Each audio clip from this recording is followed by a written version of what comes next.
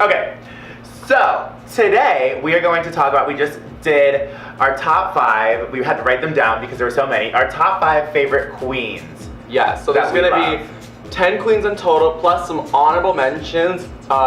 If our honorable mentions, it doesn't mean that we don't love these girls. It just means that narrowing it down to 5 is really difficult. If it was 10 girls, then they would also be on it, but it's difficult. It's not easy. Like, there's so many talented girls out there. Yeah, so we're just gonna talk about our favorites. So you can go first. So, okay, my number 1 girl in the whole world, legit, you know I'm obsessed with her, is my trans femme Chicago sister, Imp. You're like gonna cry. I'm like gonna cry. So why do you love Imp? Imp is like, oh my god, she's spectacular. Her looks are amazing. She inspires me. She inspires me with her drag and her personal identity. She was one of the first people I saw who identified as trans femme and like kept her body hair and was like fucking like, she said, it's not really related to the video, but she said, which I really felt a kinship to, she said that shaving makes her feel more dysphoric, and why try to blend into like cis society and do something that hurts her and that gives her razor bumps and makes her feel more insecure about her gender, when she could just keep it. Like, there's hairy bitches out there, there's girls with dicks, like girls coming on different shapes and packages, like you could be anything. But aside from that, her looks, her makeup, she's just spectacular. Like, truly. She's number 1 for me. Top girl. Alright, so my top girl is, you always clap me for this, is Lucy Stoole. Another Chicago girl. We gotta go like book up. Chicago just does it right. They so do. when I first started drag, I did start with a beard, and I was like, there's another black bitch with a beard, but like, is so, just like as a person, like I would say Lucy Stoole is like my mom, dad. Like, yeah, she's a great energy. Like, she's an MC, a host. Like the energy, the looks, the makeup, the performances. So the first time, so Lucy and I have like been internet kiki for like the past 2 years, but then I actually at DragCon, she told me she wants to eat your hole. Can still happen, Lucy. So then I actually saw her perform at Queen Kong, and I was shooketh. I was literally blasting off. I was like, this is so good.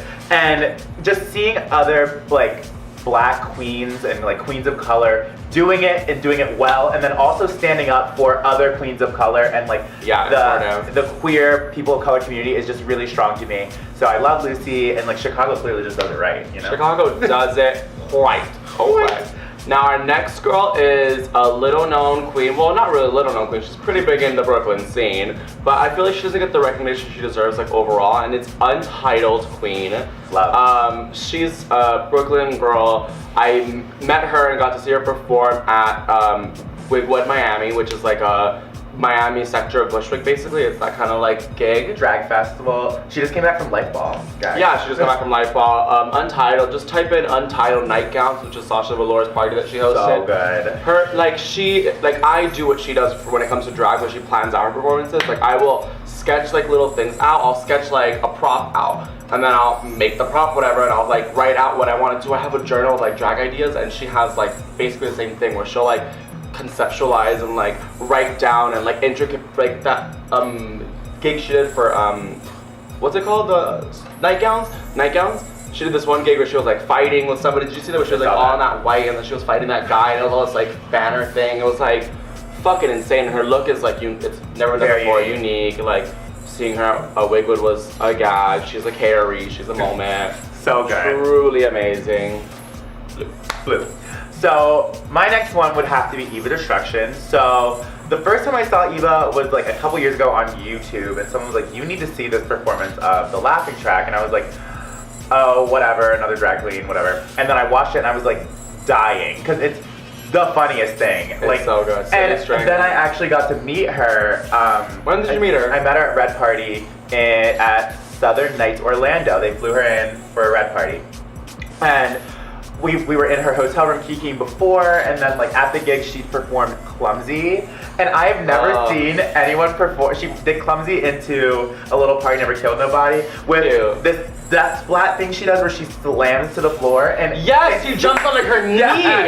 What? It's so ridiculous. So it's amazing. And I just love how conceptual everything is. Like, with the look, and then her look is also very versatile. She can do like a short little cute, like lesbian haircut. Yeah. Or she could do like bundles and stuff like that. But then also coming down to her show, I'm like, how would you learn how to dance? She's like, well girl, if you look at a lot of drag queen videos, you're like, I could probably do that. And that's what she does, and she tries things. And to me, being as young as she is, and then being as in-depth into drag as she is, and so talented, that's really amazing to me.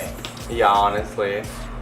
I want to add somebody to this list. My next girl is a girl who actually won Dragula, Vander Von Odd. Major. Her story resonates with me. She had just started doing drag, like I think she had never gotten a paid booking, like until like after Dragula, like, and she won Dragula. She had never got a paid booking, but won Dragula. She sold all her shit. Like that's what I want to be and what I want to do. Like her looks are incredible. I recently started getting into like blocking out my face, and Miss Toto's birthday special, you'll see I like did a full colored face, whatever. I've been doing blocking it lately. I'm like practicing. I'm not at her level yet, but like she really inspires me with that full club kid like drag fucking color block face. It's amazing. She's very graphic. She's spectacular. Her performances, she does like prima donna. She's like a prima donna girl performance where she has like the knife, and it's like that wedding look with her waist, like this tiny. It's the most. Like I hate her. I hate her, but I hate her. Love her. But I love her. So we were like kikiing about this because Juke didn't know about this queen, but Hungry from wherever over the pond she's from. Where is she from? I think it's London or London. She's from somewhere but lives in somewhere. I believe she lives in London. But looking at Hungry's face, I just get confused. I get hungry. I'm like, you get hungry? I'm like, am I looking at one of those blot tests when I was like getting psychoanalyzed as like a child, or like, where are your eyeballs? Insert photo. You'll know what we're talking about when you see it. This bitch is insane. Where are your eyeballs? Why are your eyeballs over here though? And how'd you do that? But like just the intricacy of the makeup and the creativity, it looks like it's also kind of minimalist though. Yeah. It's so clean and like simple, but it's like so graphic and intense. Like you're looking at the face being like, where did your features go? Like, where did your features go? And just like seeing not only just the face, because the face is amazing, but then seeing the full look together. So look up IsSheHungry on Instagram, because after looking at that, I've lost my appetite because amazing. I'm gagged. Amazing. So our next girl's also over the pond. I know this girl's in London. Biscayne Bay, right outside the window, Miami. So Eliis Atlantis. Photos. That's it. Yeah. That's all I have to say. Obviously, it's fine. There's just one that she has that is so ugly that it's beautiful. Which one? It's the ugly. The old woman one? Yes. It's kind of like you look at it and you're like, wow. It's gross, but then it's like, how? Bitch. Like it's good, but it's like, bitch. She's not scared to go there. Like she goes to kind of like dark, kind of like really intense looks, but it's still like, go away. Yeah. And like, done. Do you remember her Halloween looks? So she did this one vampire look, if we could pull that, a picture, whatever. This vampire look, I was just like walking home from work and I saw it and I was like, what, like how did you even think about that? Because it's not like a traditional vampire drop of blood thing. It's like, everything just looks so animated. And to be able to do that with makeup and transform your whole face to me, stupid. Yeah, I feel like she looks at her face as like a canvas and doesn't even really work with her features, because when she's like out of drag, she don't look like that. No, she don't look like that. But none of us really look like that. I look the same.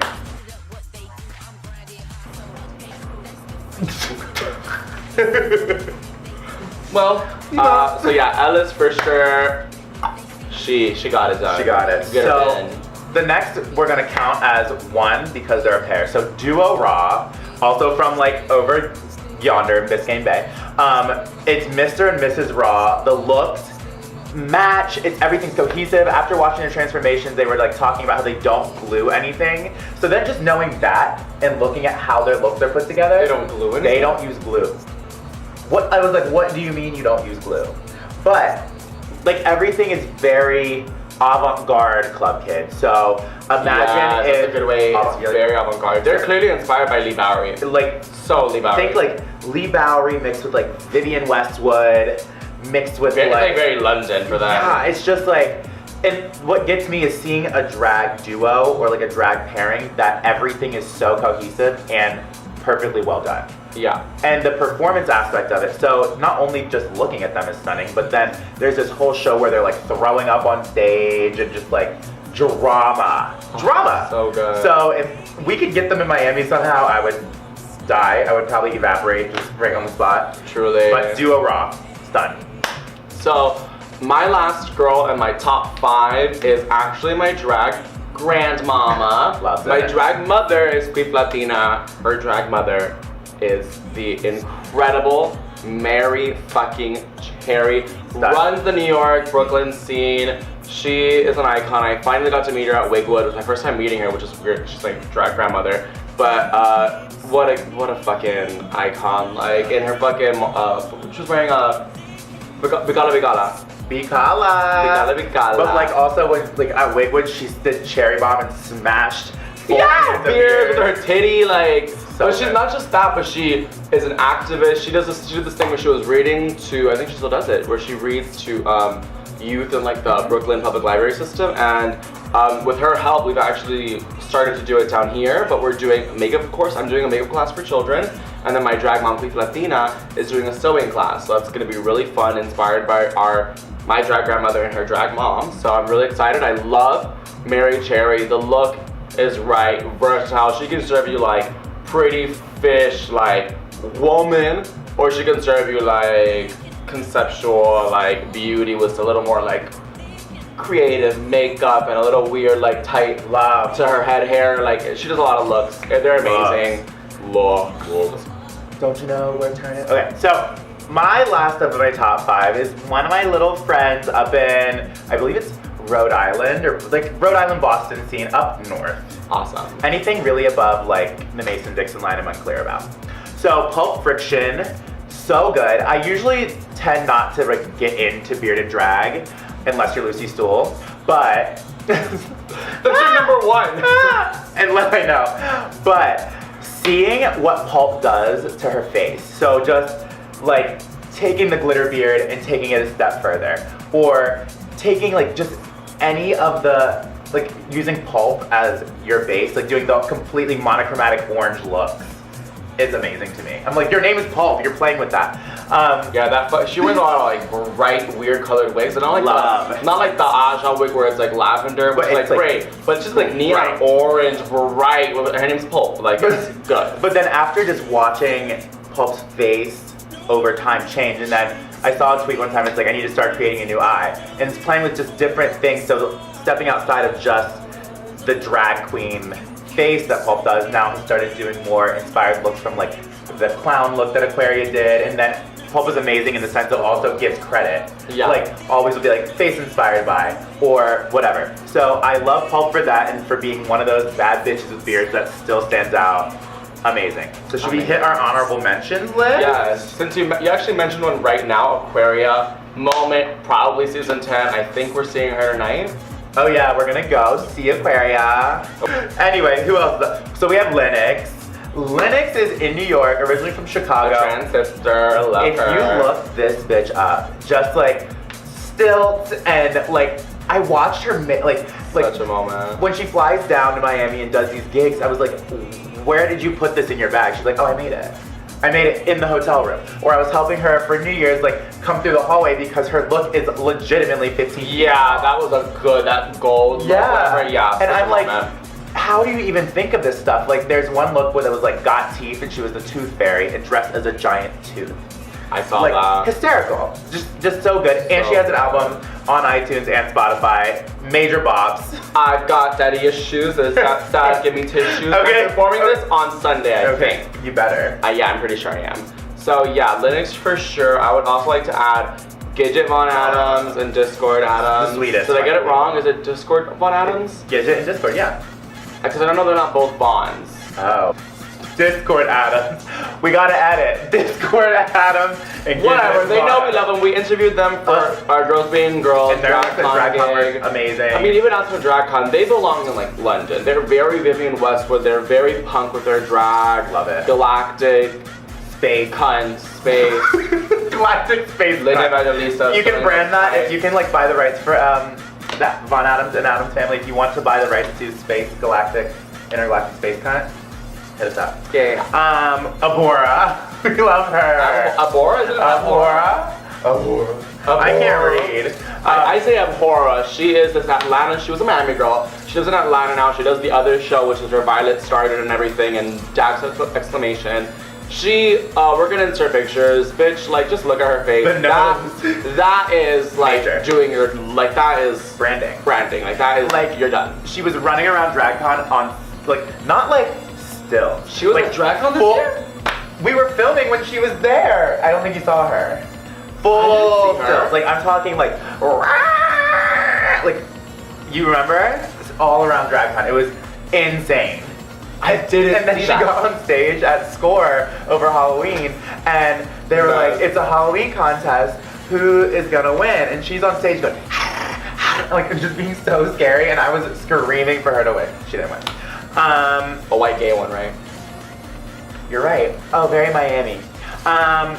I would say the next would be Meatball. So sweet. One of the first interviews we did at DragCon. Literally one of the nicest people. Just the look is so right. So right. Like this the face, just the branding. Her attitude, she's such a cunt, but she's she's a loving bitch. So she got so much hate for Dragula, but like that's her personality. She's fucking funny. Don't take it that seriously. Like, she's good at drag. Her look is good. If you take it too seriously, you need to take a step back. Take a step back, sister. Oh, and to our last honorable mention. Charity Kase, this London girl. Her looks are insane. Just like such a moment. We were talking, I just got queasy thinking about it. It's so good. Like they did the exorcism. Like I feel like oh my god, they did Pepe the Frog once. It was Major. fucking creepy. They, I think what is that magazine? BuzzFeed posted some of their looks and shit too. Like they're like the most. I think she's doing 365 days of drag. Is that what it is? That's the So drag every day. and then like for the HIV, like ending HIV stigma, did a look for that and came out as like HIV positive, and that to me just being a visible person in the community with that many followers. It's powerful. It's really powerful, and to be able to take drag to use that as your outlet to me is also, it's like, here is how you're expressing yourselves, and here's how you're gonna get the message out to other people. Exactly. Well, that's what drag should be for, right? Exactly. So we're gonna add, Flash hour. we're gonna add all the links to all the girls we've mentioned in the description, like below or whatever. Yeah. So yeah, Make sure that you like, subscribe, and comment, and favorite and follow us. favorite and follow, Love and fondle us, you And know, fondle on. tip us. And write any of your favorite queens down below, or if Anybody you we need to check out, like let us know. have links of performances, like anything. We love it all. So, thanks for watching. Thank you for watching Gorls being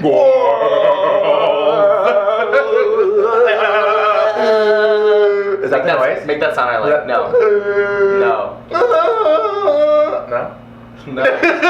It's like No? Still not?